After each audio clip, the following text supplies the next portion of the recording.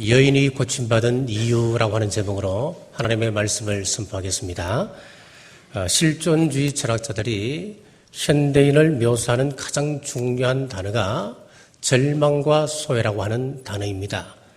2차 세계대전 후에 전쟁의 폐허를 딛고 인간은 무수한 노력을 기울인 끝에 행복한 환경을 회복하는 데 많은 기여를 했는데 보입니다.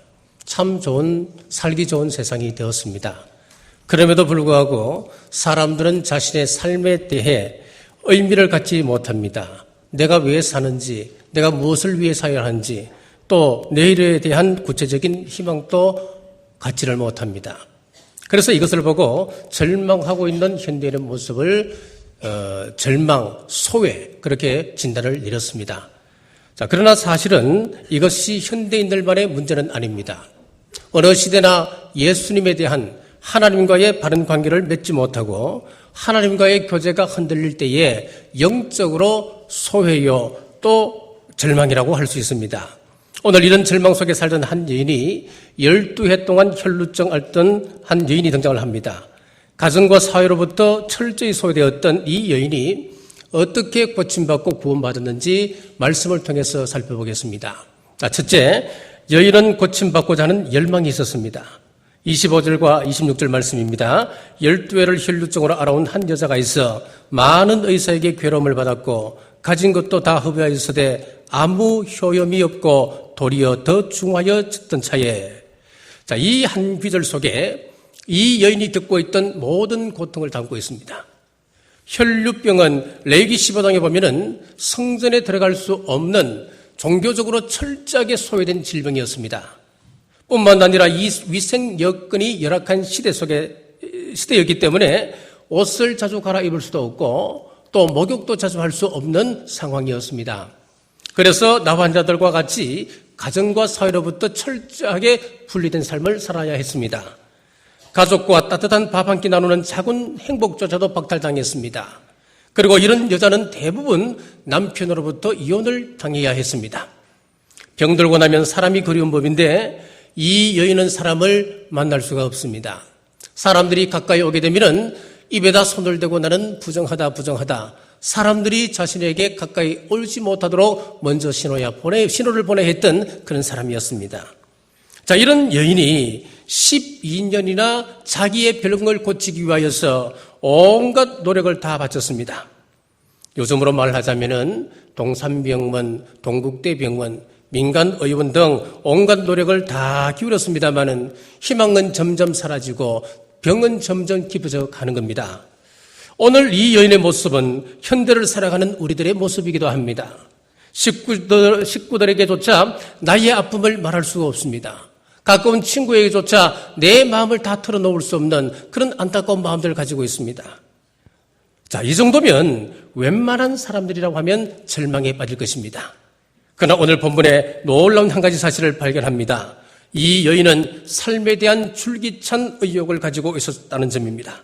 끝까지 소망을 잃지 않았습니다. 결국 그 마음의 소원 때문에 하나님의 큰 은혜를 체험할 수가 있었습니다. 매사에 될 대로 되라고 하는 식으로 살면은 하나님에 대한 역사를 체험할 수가 없습니다.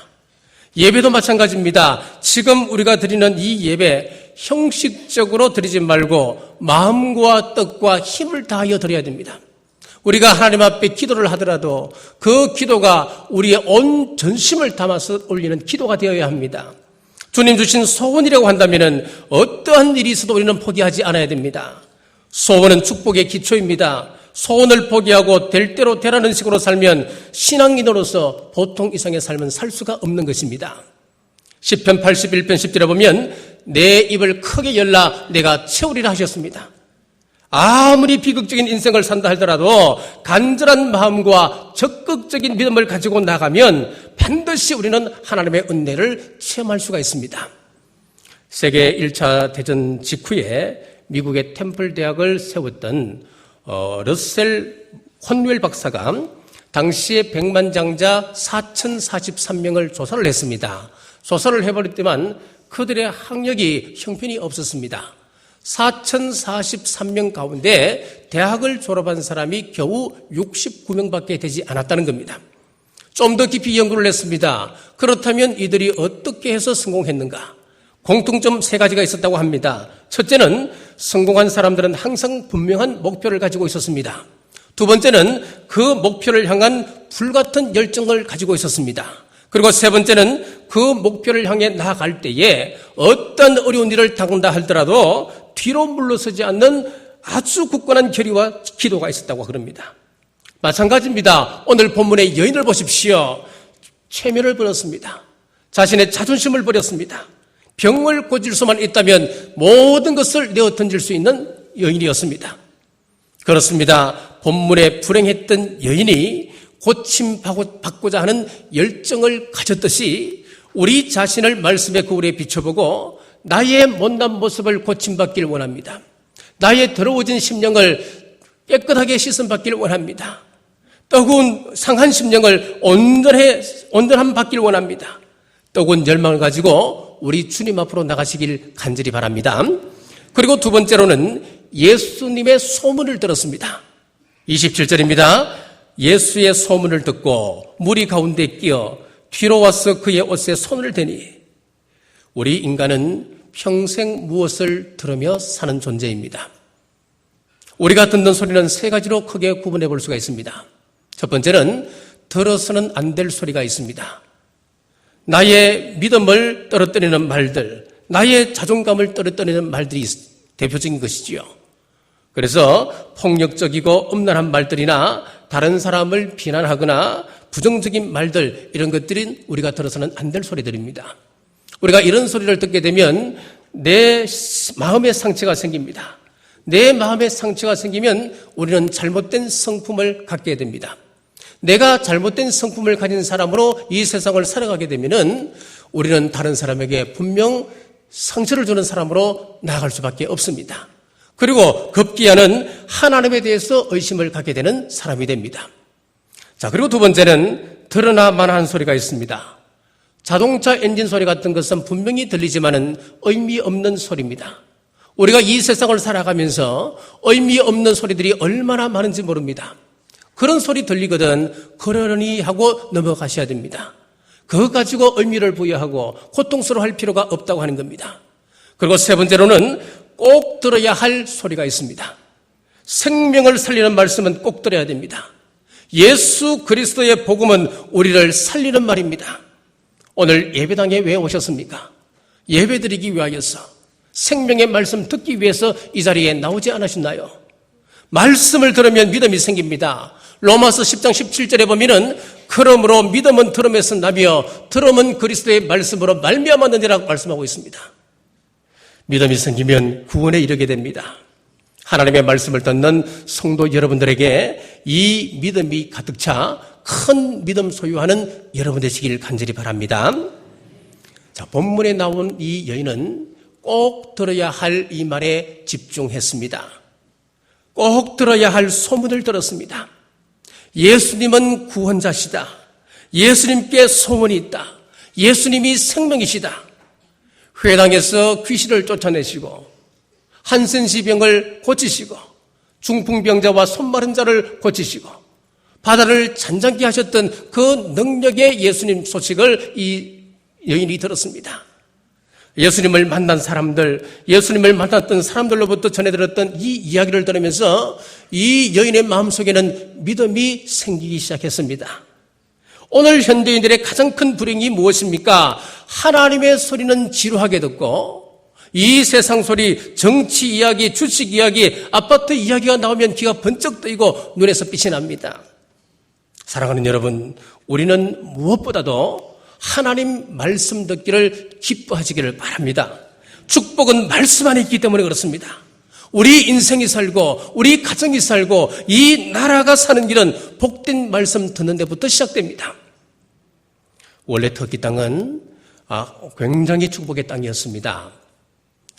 이 터키는 예루살렘과 마찬가지로 성지였습니다. 초대교회 부흥의 중심지로서 수많은 교회가 터키에 존재해 있었습니다. 그 복된 땅을 회교도가 점령하면서부터 하나님의 말씀이 끊어지기 시작했습니다. 말씀이 들려지지가 않았습니다. 말씀이 들리지 않으므로 그 땅에 축복이 단절되기 시작했습니다. 그래서 터키 그러면 과거의 그 영화보다는 가난하고 지진이 있는 나라로 사람들은 인식하기 시작했습니다. 복음의 소리가 사라지니까 축복도 사라져버렸던 겁니다. 그런데 많은 사람들이 말씀 듣기보다는 자기 의견을 이야기합니다. 어떤 사람은 하나님 말씀 앞에서 인본주의 틀을 가지고 논리적으로 혹은 감정적으로 말을 합니다. 여러분, 하나님 잘 믿으면 복 받습니다. 이것은 성경의 원리지 않습니까? 하나님 잘 믿으면 복 받습니다. 그러니까 기독교가 기복적이라고 따집니다. 우리 기도 잘 하면 됩니다. 기도하면 그 기도는 결코 땅에 떨어지지 않고 반드시 응답받습니다. 이야기하면은 기도가 반미교주나 땀이 필요하지 라고 이야기하곤 합니다.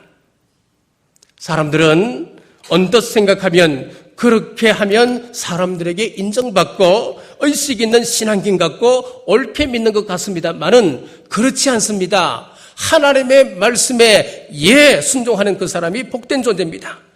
하나님 말씀 듣기를 기뻐하는 남부의 온 가족들 되시길 주님의 이름으로 축복합니다. 그리고 세 번째로 믿음으로 옷자락을 만졌습니다. 27절 하반절부터 28절입니다. 뒤로 와서 그의 옷에 손을 대니 이는 내가 그의 옷에만 손을 대어도 구원을 받으리라 생각하밀러라. 지금 이 여인의 행위를 쉽게 생각해서는 안 됩니다. 종교적으로 이미 부정한 여인이었습니다. 이 여인이 온 무리에 휩싸여 있는 예수님을 향하여서 그 무리 속에 끼어서 나는 예수님 없으면 안 됩니다. 나는 예수님을 반드시 만나야 됩니다. 그리고 그 무리를 해치고 예수님께 나가 손을 대었다. 여러분, 이것이 사람들에게 발각이 된다면은 돌에 맞아 죽을 수 있는 상황입니다. 죽으면 죽으리라고 하는 믿음을 가지고 나가는 겁니다. 여기서 우리에게 전하고자 하는 메시지가 무엇입니까? 들은 말씀에 대해서 구체적으로 반응해야 된다고 하는 것입니다. 야고보 사도가 야고보서에서 이런 말씀을 했습니다. 온전한 믿음이라고 하는 것은 우리의 행동이 동반될 때 온전한 믿음이 된다라고 이야기했습니다. 2주 전에 예수님께서 마태복음 7장에 주신 그 말씀을 나누었습니다. 거기 보면은 반석 위에 지은 집이 있고 모래 위에 지은 집이 있었습니다. 반석 위에 지은 그 집의 진가가 언제 나타나던가요? 바람이 불고 창수가 날 때에 모래 위에 지은 집은 무너지지만은 반석 위에 지은 집은 무너지지 않았습니다. 이 비유의 내용이 무엇이었습니까? 왜 이 비유를 말씀하셨습니까? 이어서 말씀하시는 것이 무엇입니까? 하나님의 말씀을 듣고 그 말씀을 행하는 사람은 지혜로운 사람이고 그 말씀을 듣고도 행하지 않는 사람은 어리석은 말씀이다. 그 말씀을 주기 위해서 이 비유를 하고 계시는 겁니다. 여러분은 어떻습니까? 귀로 듣는 그 말씀이 여러분의 손과 여러분의 발에 잘 전달되고 있습니까? 많이 들어서 머리는 크지만은 손과 발이 일하지 않아서 가분수로 비정상적인 모습을 하고 있지는 않습니까? 신명기 28장 1절에 보면은 내가 내 하나님 여호와의 말씀을 삼가 듣고 내가 오늘 내게 명하는 그의 모든 명령을 지켜 행하면 내 하나님 여호와께서 너를 세계 모든 민족 위에 뛰어나게 하실 것이다. 이 말이 무슨 말씀입니까? 하나님의 말씀이 우리에게 주어질 때에 그 말씀 따라 순종하고 살아가면은 그 사람에게 복이 주어진다. 그 말씀이에요. 믿음으로 이 여인이 예수님의 옷자락을 만졌습니다. 행동하기 시작했습니다. 28절입니다. 이는 내가 그의 옷에만 손을 대어도 구원을 받으리라 생각하밀러라. 우리가 언뜻 생각하면은 예수님의 팔을 잡고 늘어지고 예수님의 다리를 잡고 애걸복걸하면서 주위 사람들의 시선엔 아랑곳하지 아니하고 주님 품에 뛰어들어가서 거기서 눈물을 펑펑 흘려야 더 치유가 일어날 것이라고 생각하십니까? 예배 가운데 하나님의 환상을 보고 입신을 하고 영적인 체험을 하면은 하나님과 좀 더 가까워졌다고 생각하고 있지는 않습니까? 그러나 그런 모습이 없어도 내가 주님의 옷자락에 손만 대어도 병이 낫겠다고 하는 그 믿음이 있으면은 치유함을 받을 수 있었다고 하는 사실이에요. 이 말은 접근보다는 접촉이 더 중요합니다. 접촉보다 더 중요한 것이 있습니다. 바로 믿음이라고 하는 것입니다. 29절 보십시오. 이에 그의 혈루 근원이 곧 마름에 병이 나온 줄을 몸에 깨달으니라. 과연 믿음으로 그 옷자락을 만졌더니 거기에 신비한 능력이 나타났습니다. 그렇습니다. 우리 예수님 붙들면 구원함을 받습니다. 우리 예수님 붙들면 치유함을 얻습니다. 우리 주님 붙들면 하늘문이 열리는 신령한 능력을 체험하게 됩니다. 여러분 기억하십시오. 이 세상에서는 좋은 것 붙잡았을지 모르지만은 우리 주님의 피 묻은 옷자락 붙들지 못한다면 그 사람은 불쌍한 사람입니다. 오늘 여러분들이 교회에 와서 이 예배를 통해서 피 묻은 주님의 옷자락을 경험할 수 있다고 하는 것이 얼마나 큰 복인 줄 아십니까? 이 세상 사람들은 화려한 옷 붙들기를 원합니다. 그러나 우리 주님의 옷자락은 화려한 옷자락이 아니었습니다. 이 세상 사람들은 세상의 권력, 세상에 힘 있는 사람 붙들기를 원합니다. 그러나 우리 주님의 옷은 권력의 옷도 아니었습니다. 그러나 그 옷자락을 붙들기만 하면 거기에는 신비한 능력이 나타났습니다. 율법은 피가 흐르는 여인은 부정한 사람이라고 정죄를 합니다. 자기만 정죄받는 것이 아니고 그 여인이 만졌던 모든 것은 부정해집니다. 그것이 물건은 부정한 물건이 되고 그 사람이 만졌던 사람이면 그 사람은 부정한 사람이 되었습니다. 이 여인이 예수님을 만졌습니다. 율법에 의하면 우리 예수님은 부정한 사람이 되어야 합니다. 그러나 예수님께서 부정한 사람이 된 것이 아니고 부정했던 이 여인이 정결케 되었습니다. 우리 예수님께서 오염된 것이 아니고 이 여인이 깨끗함을 입게 되었습니다. 찬송가 254장 우리 내주의 보혈은 우리 가사를 깊이 생각하시면서 이 찬양 한번 같이 불러보겠습니다. 내 주의 보혈은 정하고 정하다 내 죄를 정케 하신 주 날 호라 하신다. 가슴에 손을 얹고 하겠습니다. 내가 주께로 지금 가오니 십자가의 보혈로 날 씻어 주소서. 할렐루야. 우리 주님의 보혈의 옷자락은 우리 죄를 정결케 하는 신비가 있습니다. 우리 주님의 피 묻은 십자가는 우리를 죄에서 구원하여 천국으로 인도하는 통로가 됩니다. 이 시간 우리 주님의 십자가 보혈을 의지하시길 주님의 이름으로 축복합니다. 그때 우리 예수님께서 아시고 묻습니다. 30절입니다.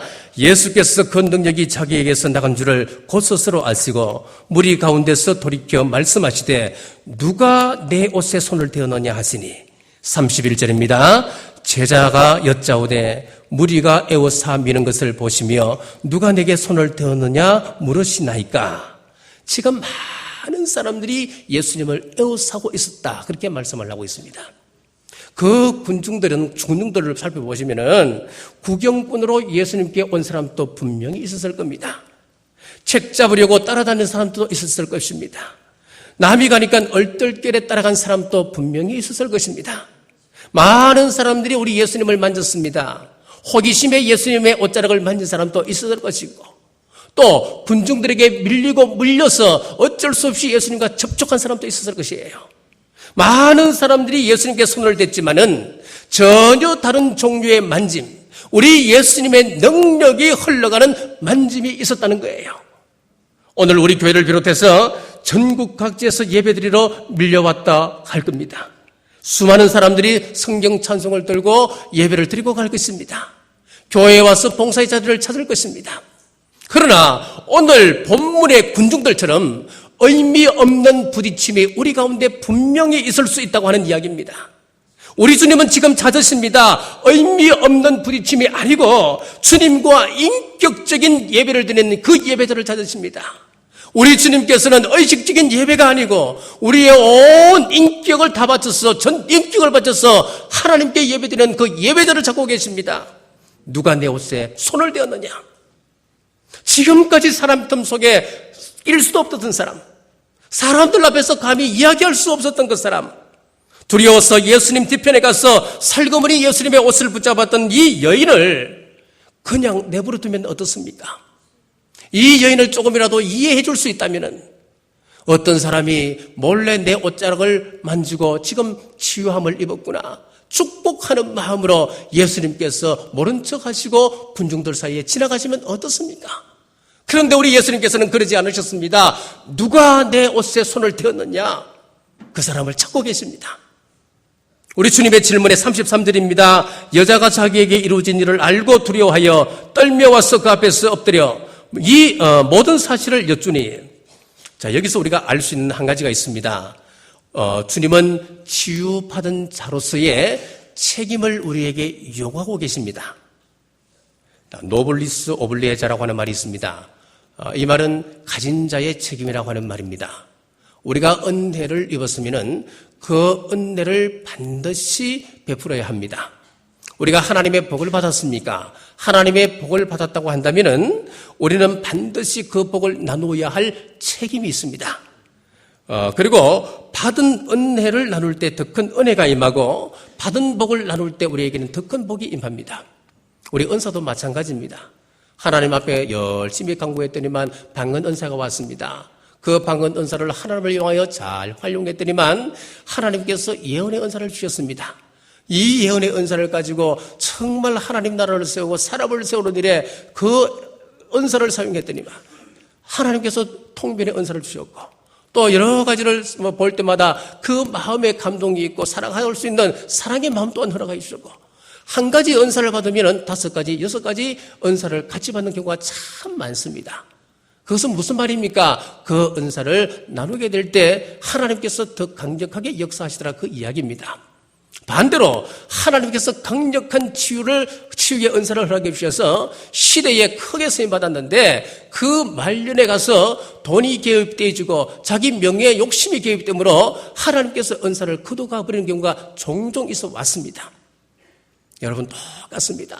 우리가 받은 이 복을 나눌 때에 하나님께서 더 큰 복으로 우리에게 허락해 주신다는 사실입니다. 역사적으로 보면은 전도하고 선교하는 나라가 다 잘 됩니다. 11세기 전만 하더라도 노르웨이, 스웨덴 같은 나라는 이 바이킹들이었습니다. 해적국가였습니다. 18세기, 19세기에 영국에서 산업혁명이 일어나고 그 사람들이 갑자기 불을 누리기 시작하니까 사회가 완전히 혼돈에 빠집니다. 젊은이들은 퇴폐 문화에 빠지게 되었습니다. 그래서 떠드는 사람들이 영국에는 이제 희망이 없다라고 이제 스스로 절망에 빠졌습니다. 자, 미국은 1865년도 남북전쟁이 끝나고 난 이후에 이 사회에서는 반목과 갈등과 불신이 팽배하고 경제는 오랫동안 침체에 빠지게 되었습니다. 자, 그런데 그 나라들이 지금 선진국가가 되어서 이 세계를 이끌어갑니다. 왜 그럴까요?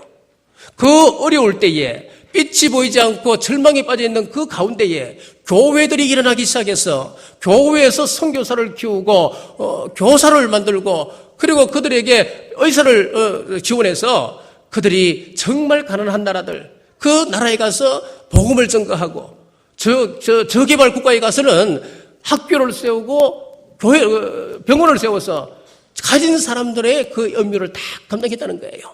그리야 할 때에 하나님께서 이들을 크게 들어서 이 세계의 리더 국가로 하나님께서 만들어 가시더라고 하는 사실입니다. 여러분, 전도하고 선교하면 개인이나 가정이나 국가가 복을 받습니다. 잘 될 수밖에 없습니다. 그러므로 우리는 복음 전가라고 하는 것은 우리의 의무인 동시에 특권입니다. 선교는 축복의 지름길입니다. 그러므로 받은 은혜를 간증만 하지 말고 나누는 여러분 되시길 주의 이름으로 축복합니다. 자, 보십시오. 본문의 여인이 받은 은혜를 나누기 시작했습니다. 주님, 내가 고통의 멍에가 너무너무 무거워서 주님의 옷자락을 만졌나이다. 영혼의 병이 너무 중하여서 내가 살 수 없기에 내가 주님을 만졌습니다. 마음이 찢어지는 아픔을 누구에게도 말할 수 없어서 위로자 되시고 치료자 되시는 우리 주님을 내가 믿고 주님의 옷자락을 만졌습니다. 갈 길이 보이지 않아서 만졌습니다. 제가 살아야겠기에 주님을 만졌습니다. 제가 믿음으로 주님을 만졌더니 내가 깨끗해졌습니다. 이 여인이 자신이 받은 그 은혜를 간증하기 시작했습니다. 그렇게 할 때 마지막 34절을 보십시오. 예수께서 이르시되 딸아 내 믿음이 너를 구원하였으니 평안히 가라. 내 병에서 놓여 건강할지어다. 우리 예수님께서 이 여인을 딸이라고 부르셨습니다. 딸아 그랬습니다. 이 한마디 말 속에 이 세상의 가족들로부터는 버림받았던 이 여인을 우리 주님께서는 천국 백성으로 영입하는 말씀입니다. 딸아 내 믿음이 너를 구원하였으니 평안히 가라. 육체의 질병으로부터 자유를 누리는 것은 물론이었고 그 영혼까지 예수님께서 구원을 선포해 주셨습니다. 사랑하는 남부가족 여러분, 12회를 혈루병에 짓눌렸던 여인처럼 지금 나를 짓누르고 있는 것은 무엇입니까?